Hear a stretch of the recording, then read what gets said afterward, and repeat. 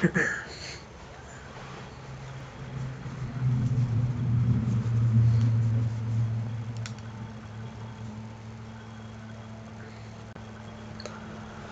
morning.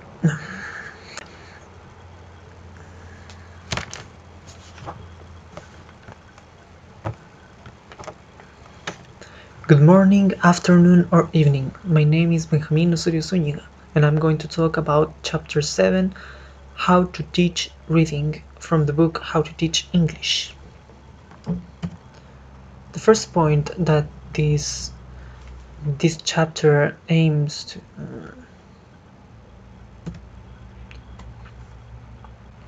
Good morning, afternoon, or evening. My name is Benjamìn Osorio Zùñiga, and I'm going to talk about Chapter 7, How to Teach Reading, from the book How to Teach English.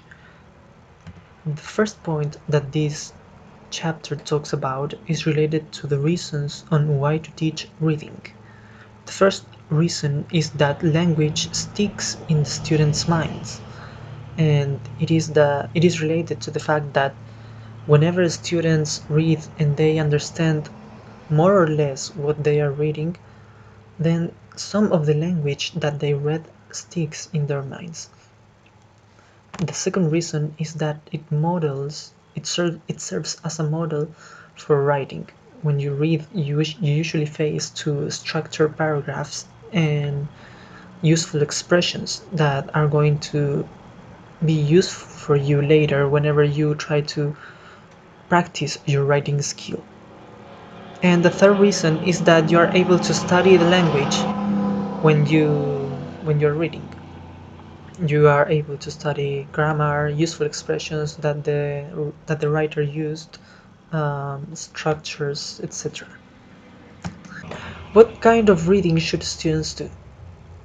Teachers should provide their students with texts that are balanced between complexity and how interesting and amusing they result for students.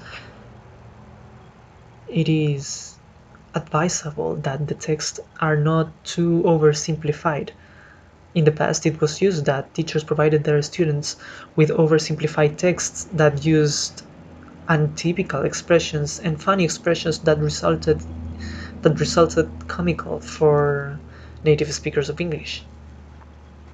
And teachers should also focus on the type of text they are providing their students with. For instance, if teacher is facing students that come from a science career, then he or she should provide their students with texts that are related to science. The same case if the teacher is facing students that come from a history career, he or she should provide them with texts that are related to history.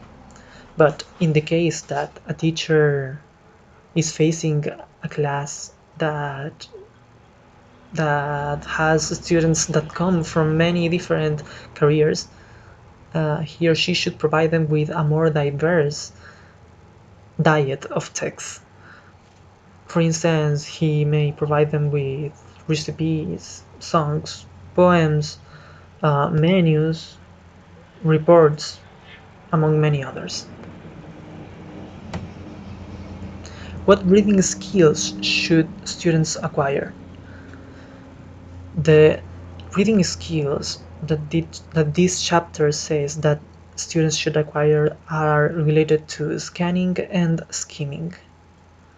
Students should be able to find the specific pieces of information in a text, as well as getting an overall idea of what the text is talking about without reading it deeply. And this is the main part of this chapter. What are the principles behind the teaching of reading? The first principle is that reading is not a passive skill. Students should understand the meaning of the words they are reading. They should make a picture of the image that the text is trying to tell them. They should also understand the arguments that a text is saying, as well as agreeing or disagreeing with these arguments. The second principle is that students need to be engaged with what they are reading. It is related to a point that we discussed earlier in this presentation, and students should be provided with interesting texts for them. The third principle is that students should be engaged to respond to the content of a reading text, not just the language. And this is related to the fact that students usually, or teachers usually, give a focus for students on the grammar part of a text and on the structure that a text is using. But it is also important that students are able to express their perspectives and their feelings on the content, on the topic of a text. The fourth principle is that prediction is a major factor in reading.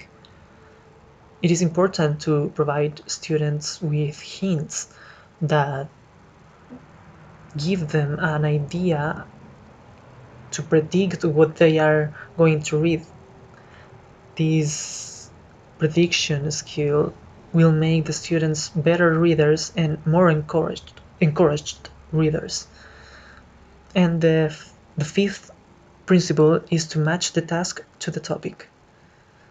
If, for instance, we are using a very interesting and very amusing text for our students, and then we make them execute a boring and not compelling at all task, then students will easily forget what they have just recently read. That's why it is important to match the task to the topic, to make the students execute tasks that are interesting for them. And the final principle is that good teachers exploit reading texts to the full. And this is related to some situations in which teachers make their students read one text and then fast they move on to the next text, to another text. And this way students easily forget what the text that they read. But instead, this chapter says that a good teacher should make them students read, then reread what they have read, and make like a lot of activities and a lot of tasks throughout many lessons in order to make their students remember what they have read and in order to make them analyze it better. And this is what this chapter 7 talks about. I hope you have enjoyed my presentation. That would be all. Thank you for listening, and goodbye.